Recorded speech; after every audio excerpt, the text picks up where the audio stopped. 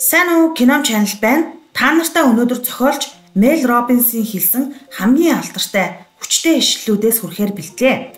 За Робинс зохиолч маань бол өөртөө итгэлтэй байх, амьдралаа өөрчлөх талаар урам зориг өгдөг тийм алдартай итгэгч зохиолч хүн байгаа юм. Түүний хамгийн алдартай ном нь бол The 5 Second Rule буюу 5 секундын дүрм гэсэн ном байдаг. За бүгдээрээ сэдвтээ шууд орцгоё. Та өнөөдөр хэн нэгэнд гомдсон уу? Хин нэг нь танаас урвсан уу? Та тэр хүнээс өшөөгөө авахыг хүсч байвал битгий өшөө ав. Битгий өөрийгөө зовоо. Харин тэр хүн таны амьдралд хизээж байгаагүй юм шиг хүчрхэг бол. Тэд таныг гутаасан гэж үү? Үгүй ээ. Тэр таны доторх хүчийг аратан сэрээсэн. Тэд өөрсдийн жинхэнэ төрхөөл ил болгосонд та харин ч баярлах хэрэгтэй. Жинхэнэ хүч үргэлж чимээгүй мөртлөө төвшин агсаар байдаг. Та хорт могоодоо тулдахын тулд газар хөвтөд могоо шиг хэтэрдэггүй биз дээ. Та харин дээшээ өндийж могоон багалзуурыг шахаж дийлдэг. Яг түн шиг хизээж битгий муу хүмүүстэй нэг төвшөнд оч. Та бол үргэлж дээшээ тэмүүлэх тавилантай хүн шүү.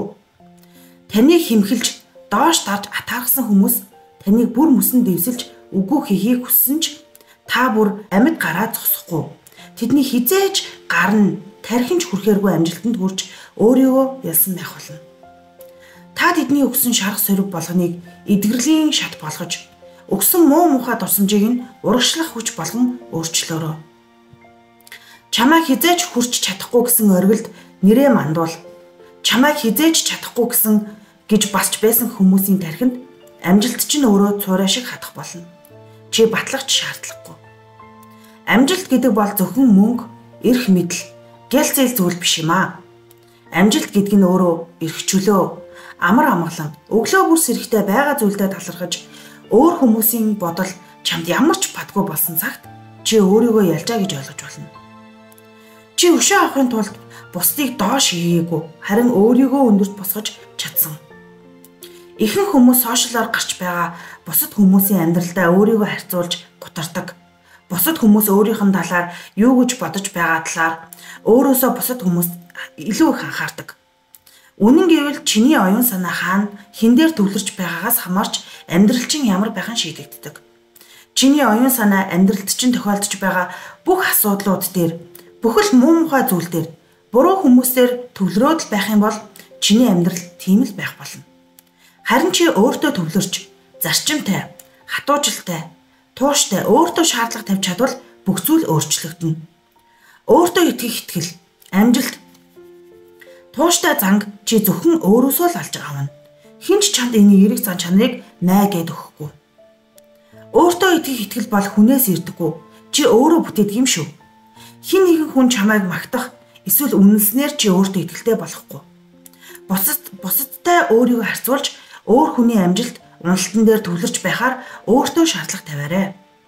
Өдөр бүр жижиг зорилт тавьж тэрийгэ биелүүлж байгаарай. Энэ жижиг амжилтууд чинь нэг жилийн дараа чамайг өөрчилсөн байх болно. Амжилт гэдэг нь нэг том өсрэлтээр өөр төвшөнд хүрэх биш. Өдөр бүр тасралтгүй өсөх прогресс юм. Чиний алхан бүр төгс байх албагүй. Гэхдээ чи зогсохгүй урагшилсаар л байгаа. Чи жингээ хасъя гэж зорилт тавилаа гэж бодъё. Гинт сарын дотор 10 кг тураад зогсох биш. Өдөр баг багаар жингээ хаяж цаашлаад эрүүл зөв амьдралын дадалтай болж хүссэн жиндээ хүрсэн ч тэр жиндээ байж чадах чадвар юм. Чиний гол өрсөлдөгч бол өчигдрийн чи өөрөө гэдгээ санаж яваарай. Өөр хинч биш. Чамд ямар ч хэрэггүй бодол, шүүмжинд чи ямар их энерги зарцуулж байгаагаа мэдэхгүй. Тэгвэл ядаж нэг сарын дотор бүх энерги өөрлөгөө төвлөрүүлээд үзээрэй. Өглөө бүр босоод би өнөөдөр яаж өөрийгөө нэг хувь ч гэсэн сайжруулах вэ гэж асуугаарай. Чи өөртөө төвлөрч эхэлсэн цагаас хосын харилцаач сайжирна. Учир нь чи хамтрагчаасаа хайрын баталгаа хүсэхгүй, харин өөртөө итгэлч нь харилцааг улам баттгана. Ажлын газар, карьерчин ч өснө. Хамт ажилдаг хүнийхээ амжилт нь биш, өөрийнхөө амжилтыг бүтээж байгаа учраас.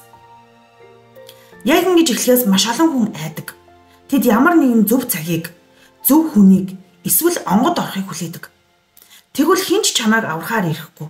Хинч чамайг өглөө эрт сэрээж шавг шалбааг шиг амьдралаас чинь татахгүй. Чи ямар нэгэн зүйл хүлээхэ болж хөдөлж эхэлсэн цагаас л амьдрал чинь өөрчлөгдөнө. Ихэнх хүмүүс нэг том хөдлөөд нэг том шийдвэр гаргаад баяжна. Жишээ нь одоо мөрийдөө тоглоом coin хөрөнгө оруулаад л болно гэж боддог. Тэгвэл энэ амжилт биш, зүгээр нэг фантази төсөөлөл төдий юм. Чиний эрч хүч, энерги 24 цагт хязгаарлагдмал нөөцтэй. Чи 24 цагийн нэг хормыг яаж юу хийж өнгөрүүлж байгаа ч л чиний амьдралыг хаашаа явахыг шийднэ.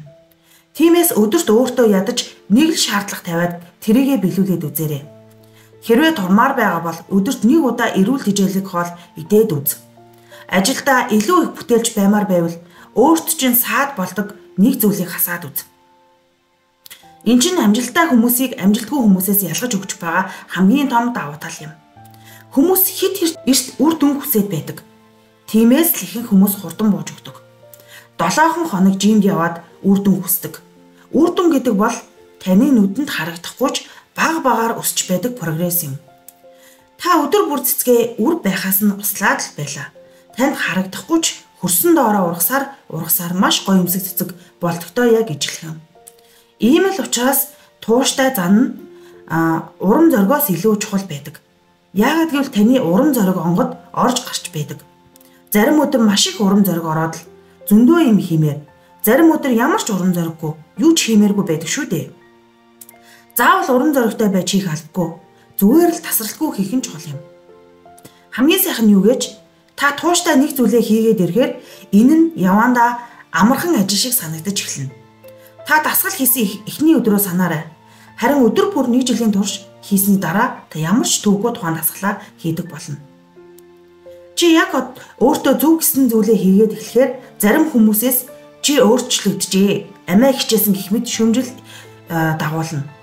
Зарим нь чамаа хуучин хувилбар шиг чинь болгоод өөртөө яг тааруулж өөрчлөх гэж хичээнэ. Чамтай 5 дахь болгонд уулзаж уудаг найз чинь чамайг яг л өөртөө тааруулж тухтай бүсдчил байхыг хүснэ. Хүснээр нь байхгүй бол уурлана. Чамайг хараана. Тэгвэл let them be. Тэдний яг тэр чигт нь зүгээр орхи. Ууралж л байг, харааж л байг. Чи бусдад тааруулж амьдрахаа байсан цагт хүмүүс чамайг хүндэлж эхэлнэ. Өөртөө итгэх итгэл чинь яг л сорнод шиг. Өөрийнхөө үн цэнийг мэддэг хүмүүс татагддаг. Хэрвээ чи эхэлж чадахгүй ямар нэг юм гацсан мэд, ямар нэгэн хүнд харилцаандаа гацсан, яаж өөрчлөхийг мэдэхгүй байвал өөрийнхөө дотор руугаа л өнгийгөөрэй. Дотоод дуу хоолойгоо сонс. Чиний эргэн тойронд хитрхи их шуугантай, асар их бодолд өөрийгөө ч ойлгохгүй байгаа болохоор юу хийхээ мэдэхгүй байгаа юм. Тиймээс чамайг сатааруулж байгаа сошиал медиа, чамайг уруу татдаг найзууд, хортой харилцаатай хосоосооч түр холдоод зайгаа бариад үз. Ингэснээр чиний бодол чинь цэлмэж цэгцрэх болно. Чамд өөртөөгөө ярих, өөрийгөө ойлгох цаг зав гарч ирнэ. Чи өөрийгөө сайн мэдэж, юу хийхээ мэдэж байхад өөр хүн чамайг юу ч хэлсэн чамд ямар ч хамаагүй болно. Чиний энергийг сордог, чамайг үргэлж доош нь хийдэг ийм хүмүүс тодорхой хязгаар тавьцуур. Үгүй гэж хэлцүүр. Чамтай уулзах болгондоо шоуддаг, эсвэл мөнгө өрүүлдэг найзтайгаа 7 хоногт 2 удаа уулздаг байсан бол нэг уулзаад үз. Хязгаар тавих нь амиа хичээс үйлдэл огт биш юм. Харин чи өөрийнхөө амар амгалан хамгаалж бүх хэрэг юм. Чиний хамаг энергийг сордог, чамд үргэлж сөрөг энерги өгдөг хүмүүсээс шууд харилцаагаа таслаарай. Дэлхийн хамгийн амжилттай яваа хүмүүс баян хүмүүстэй ид шидээр тийм болоогүй. Гагцгүй өөрийнхөө энергийг юунд зарцуулах талаар маш сайн мэддэг хүмүүс юм. Шаргуу амралтгүй ажиллах биш, яг юун дээр шаргуу ажиллахаа мэддэг байгаарай. Чи чадна. Чиний дотор хүч байгааг бүү мартаарай. Тууштай байж өөрлөгөө өнгөөгөөрэй. Амжилт хүсье.